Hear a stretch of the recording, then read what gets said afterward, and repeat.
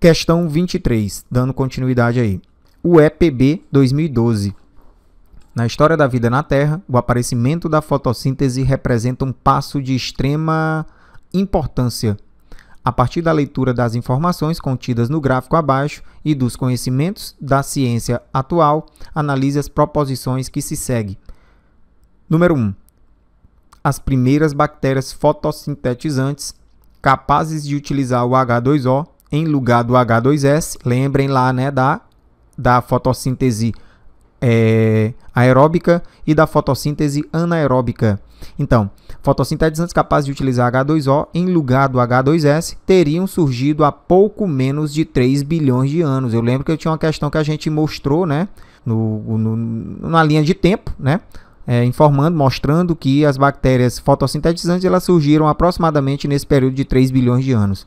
A abundância de água no planeta permitiu que essas bactérias se espalhassem por todo o planeta. Elas teriam sido ancestrais das cianobactérias atuais. Perfeito.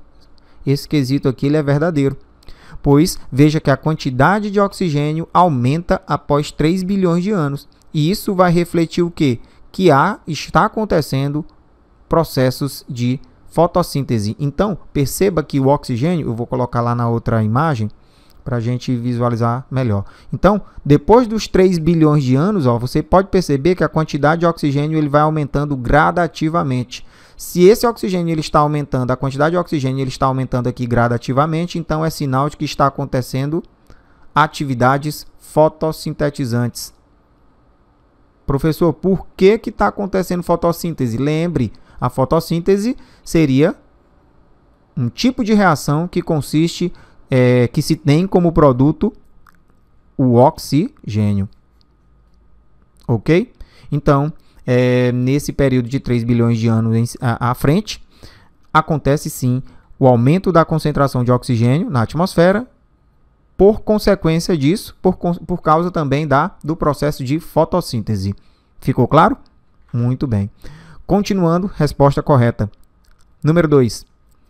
Esse processo atualmente realizado por algas, plantas e bactérias, em geral, consiste na produção de substâncias energéticas alimentares a partir de H2O e utilizando luz como fonte de energia.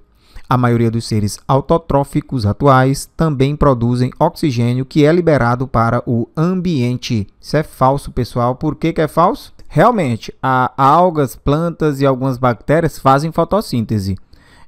Podemos ver que a questão está errada, pois faltou citar o CO2, o gás carbônico, que juntamente com a água produz glicose para a planta.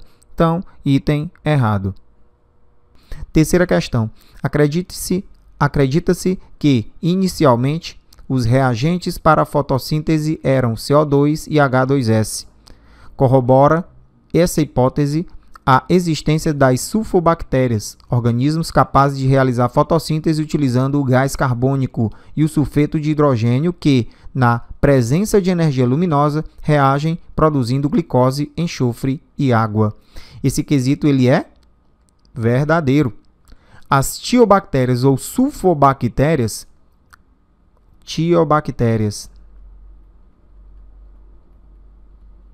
ou sulfobactérias, elas usam compostos à base de enxofre no lugar da água para sintetizar compostos orgânicos. Olha como seria a equação aí dessa reação dessas sulfobactérias. Então, elas utilizam o dióxido de carbono mais o gás sulfídrico, produzindo CH2O mais água mais 2 moléculas de enxofre. Então, entre essas bactérias, há algumas que realizam esse processo sem o auxílio da luz solar, através da quimiossíntese, enquanto outras utilizam radiação infravermelha como fonte de energia, num tipo especial de fotossíntese. Então, esse quesito também ele é verdadeiro.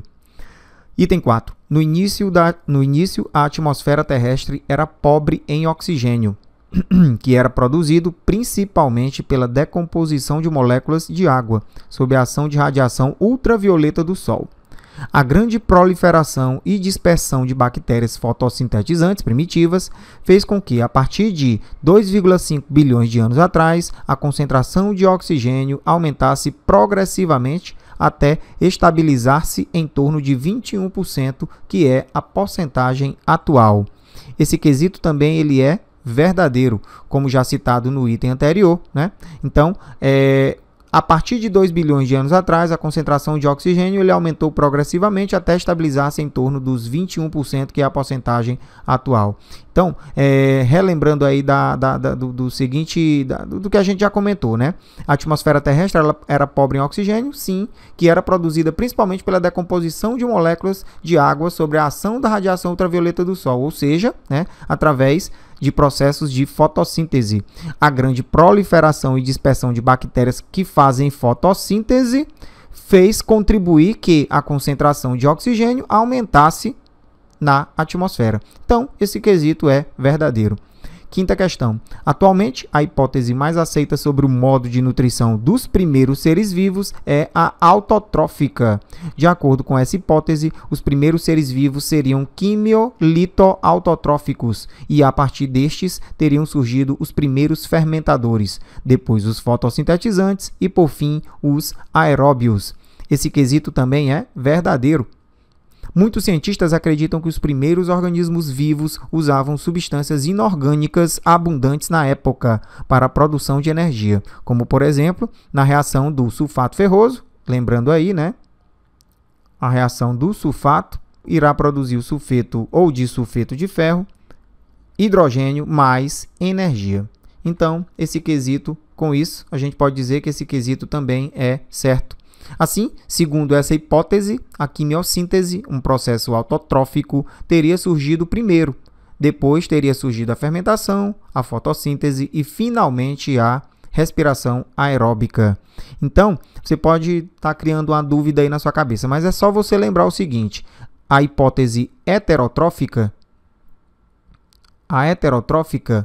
pense que essa hipótese heterotrófica, muito bem.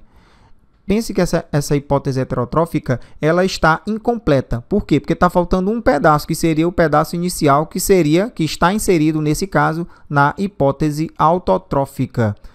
Mas por que os cientistas acham que os primeiros organismos são realmente autotróficos? Bom, porque possivelmente o ambiente lá da Terra primitiva, ela não era propícia ao desenvolvimento de organismos que faziam esse processo de obtenção de energia através da utilização de substâncias que estavam no meio. Então, os cientistas acreditavam que esse ambiente ele não era propício a isso, né? E, consequentemente, existiam organismos que viviam nos fundos dos mares primitivos que faziam esses processos de produção de energia através do uso de substâncias inorgânicas, né? Então, eles obtinham energia através da quimiossíntese na ausência de luz, né? E aí, essa energia ela era utilizada para quebra de substâncias, né, para o seu uso. Então, essa hipótese autotrófica, ela afirma que esses organismos são os primeiros organismos que existiram. Já no caso, a hipótese heterotrófica, ela não inclui esses organismos, né? Consequentemente, essa hipótese heterotrófica, fazendo comparativo aqui, ela está incompleta porque está faltando esse primeiro pedaço que já é feito o complemento, né, na hipótese autotrófica. Tudo ok? Muito bem. Então, com isso, a gente já pode afirmar que a resposta correta seria a letra B. 1, 3, 4 e 5 são as respostas corretas. Deixa eu ver. 1, 3, 4 e 5. Muito bem. Letra B.